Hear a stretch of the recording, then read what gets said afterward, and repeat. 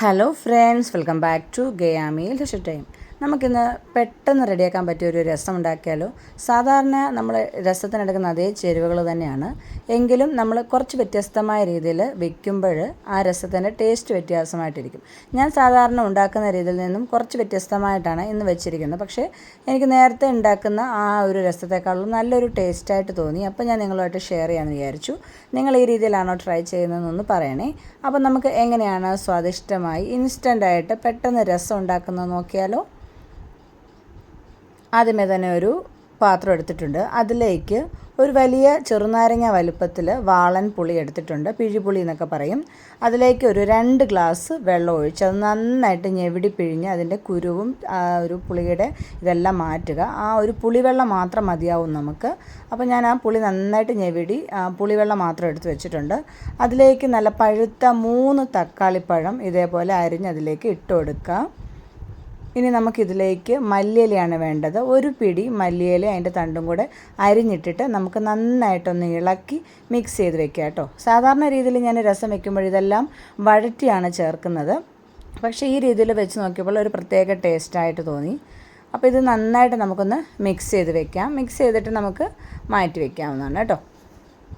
ഇനി നമുക്ക് ഒരു 4-5 വലിയ വെളുത്തുള്ളിയാണ് ഞാൻ എടുത്തിരിക്കുന്നത്. അത് നമുക്കൊന്ന് നന്നായിട്ടൊന്ന് ചതച്ച് വെക്കുക. ചെറിയ വെളുത്തുള്ളി ആണെങ്കിൽ ഒരു 5-6-7 എടുക്കാവേ.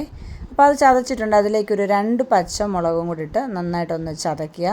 പിന്നെ ഒരു തണ്ട് കറിവേപ്പിലയും കൂടി അതിലേക്ക് ഇട്ട് കൊടുക്കുക.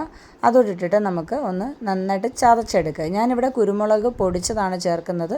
പൊടിച്ചതില്ലെങ്കിൽ ഈ സമയത്ത് നമുക്ക് കുരുമുളകും ഒന്ന് ചതച്ച് ചേർക്കാവുന്നതാണ്. അപ്പോൾ ഇതെല്ലാം നന്നായിട്ട് ചതച്ചെടുത്തിട്ടുണ്ട്. അതിനി മാറ്റി വയ്ക്കുക. നമ്മൾ ഈ രസമൊക്കെ ഉണ്ടാക്കുമ്പോൾ എപ്പോഴും മൺചട്ടിയിലോ അല്ലെങ്കിൽ സ്റ്റീലിൻ്റെ പാത്രത്തിലോ ഒക്കെ വേണം ഉപയോഗിക്കാൻ. അലൂമിനിയത്തിലൊന്നും ഉപയോഗിക്കാൻ പാടില്ല. അപ്പോൾ മൺചട്ടി ചൂടായിട്ടുണ്ട്. വെളിച്ചെണ്ണ ഒരു 2 ടേബിൾ സ്പൂൺ ഒഴിച്ച് കുറച്ച് കടുക് കൂടി ഇട്ട് 2 വറ്റൽ മുളക് കൂടി ഇട്ടിട്ടുണ്ട്. അതിലേക്കൊരു 2 തണ്ട് കറിവേപ്പിലയും കൂടി ഇട്ട് നമുക്ക് അതൊന്ന് നന്നായിട്ടൊന്ന് മൂത്ത് വരട്ടെ. നമ്മൾ നേരത്തെ ചതച്ച് വെച്ചിരിക്കുന്ന വെളുത്തുള്ളിയും പച്ചമുളകും കറിവേപ്പിലയും കൂടി അതിലേക്ക് ഇട്ട് കൊടുക്കുക. എന്നിട്ടത് നന്നായിട്ടൊന്ന് വഴറ്റി കൊടുക്കുക കേട്ടോ. അപ്പോൾ ആ വെളുത്തുള്ളിയൊക്കെ എണ്ണയിൽ കിടന്ന് നന്നായിട്ടൊന്ന് വഴന്ന് വരുമ്പോൾ നല്ലൊരു മണം ഉണ്ടാവും. നമുക്കിതിലേക്ക് ഇഞ്ചി വേണമെങ്കിലും ചേർക്കാം, പക്ഷേ ഞാൻ ഈ ഒരു രസത്തിൽ ഇഞ്ചി ചേർക്കുന്നില്ല. ഇനി ഇതിലേക്ക് ഒരു 1/4 ടീസ്പൂൺ മഞ്ഞൾപ്പൊടി ഇട്ട് കൊടുക്കുക. അതൊന്ന് ഇളക്കി വരുമ്പോൾ ഒരു 1/2 ടീസ്പൂൺ മല്ലിപ്പൊടിയാണ് ചേർത്ത് കൊടുക്കുന്നത്. ഇതിലേക്ക് ഞാൻ മുളക് പൊടി ആഡ് ചെയ്യുന്നില്ല കേട്ടോ. ഇനി നമുക്ക് ഇതിലേക്ക് നമ്മൾ നേരത്തെ മിക്സ് ചെയ്ത് വെച്ചിട്ടില്ലേ പുളിവെള്ളത്തിൽ തക്കാളിപ്പഴവും മല്ലിയിലയും കൂടി, അത് ഇതിലേക്ക് ഒഴിച്ചു കൊടുക്കുക. ഇനി ഇത് നന്നായിട്ടൊന്ന് മിക്സ് ചെയ്യുക. നന്നായിട്ട് പെട്ടെന്ന് റെഡിയാക്കാൻ പറ്റിയ ഒരു രസമാണ് കേട്ടോ. ഈസി രസം എന്ന് വേണമെങ്കിൽ നമുക്ക് പറയാം. പെട്ടെന്ന് റെഡിയാക്കാൻ പറ്റും. ഇനി നമുക്കിതിലേക്ക് പൊടികൾ ഇട്ട് കൊടുക്കാം. ആദ്യമേ തന്നെ ഞാൻ ഒരു 1/2 ടീസ്പൂൺ ജീരകം വറുത്ത് പൊടിച്ചതാണ് ഇട്ട് കൊടുക്കുന്നത്. 1/2 ടീസ്പൂൺ ഉലുവ വറുത്ത് പൊടിച്ചതും കൂടെ ചേർത്ത് കൊടുക്കുന്നുണ്ട്. ഇത് രണ്ടും ഇട്ടിട്ട് വീണ്ടും നമുക്ക് ഇതൊന്ന് നന്നായിട്ടൊന്ന് മിക്സ് ചെയ്ത് കൊടുക്കാം. ഇനി ഇതിലേക്ക് നമുക്ക് കായപ്പൊടിയാണ് ചേർത്ത് കൊടുക്കുന്നത് കേട്ടോ. കായപ്പൊടി ഞാനൊരു 1/2 ടീസ്പൂൺ കായപ്പൊടിയും പിന്നെ 1 ടീസ്പൂൺ ഉപ്പുകൂടി ഇട്ട് കൊടുത്തിട്ടുണ്ട്. ഉപ്പ് നമുക്ക് ലാസ്റ്റിൽ ഒന്നുകൂടെ ഒന്ന് ചെക്ക് ചെയ്തിട്ട് കുറച്ചുകൂടെ ഒന്ന് നോക്കാം. ഇപ്പം ഞാൻ 1 ടീസ്പൂൺ ഇട്ട് കൊടുത്തിട്ടുണ്ട്. ഇത് നന്നായിട്ടൊന്ന് മിക്സ് ചെയ്യുക.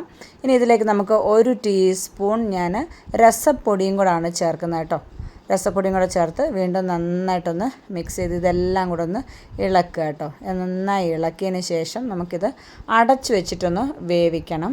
ഈ തക്കാളിപ്പഴമൊക്കെ ഒന്ന് നന്നായിട്ട് വെന്ത് വരണം. ഒരു 10 മിനിറ്റ്. അപ്പോഴത്തേക്ക് നല്ല തിളയൊക്കെ വന്ന് അപ്പോൾ നമുക്കതിലേക്ക് 1 ടീസ്പൂൺ കുരുമുളക് ഞാൻ ക്രഷ് ചെയ്തതാണ് ചേർത്ത് കൊടുക്കുന്നത് കേട്ടോ.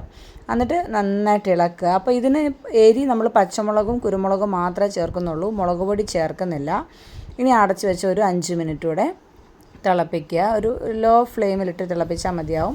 ഇപ്പോൾ നന്നായിട്ട് അതിൻ്റെ രസത്തിൻ്റെ ഇതെല്ലാം ഇറങ്ങിയിട്ടുണ്ട്.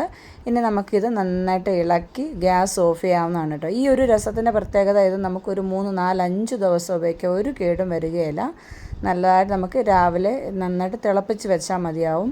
ചോറിനൂടെ കഴിക്കാനും അല്ലാതെ കുടിക്കാനും ഒക്കെ നല്ലൊരു ടേസ്റ്റി രസമാണ്. എല്ലാ കൂട്ടുകാരും ഈ രീതിയിലൊന്ന് ട്രൈ ചെയ്ത് നോക്കൂ. മറ്റൊരു നല്ല വീഡിയോയുമായി വീണ്ടും വരാം. Thanks for watching.